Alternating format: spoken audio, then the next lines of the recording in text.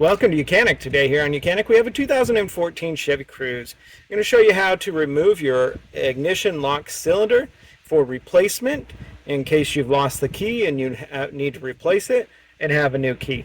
And now when you do this process, if you are replacing it with a new key, you will need to be doing some key relearning for the anti-theft system, just so you know. So to remove this, our first steps are to be able to pop this little clamshell up, and then to be able to remove this clamshell piece, which is just around the lock cylinder mechanism.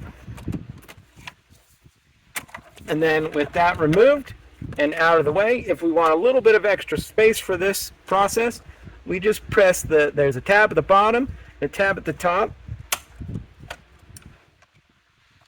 of the window regulator switch, and then we can just kind of move that up and out of the way. Now, this is where it gets a little bit tough. You want something that's small and has a little bit of strength to it to be able to go in there and have a little bit of a bend on it. Because what we need to do is we need to insert it in this hole here and get it down on the side of the shaft and down here to the bottom. That little pushing mechanism that holds it in there is on the bottom, and so we need to take this and insert it in.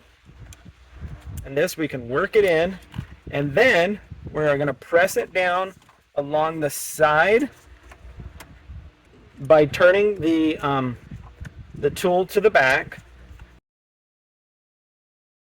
So we're now down along the side of the cylinder, and now if we twist it the clockwise with that little pick piece on there, we are able to depress the button, and you've seen it pop out. Do that again, just twist it, and we see it pop out because we depressed that little click button in there, and now we can pull this out. Now you're going to want to be careful right here when you pull it out this way, because if these things fall out, then your key won't be the right anyway. But if you're pulling it out this way, you're changing the key most likely anyway. So this is the tab that we are pressing when we are removing.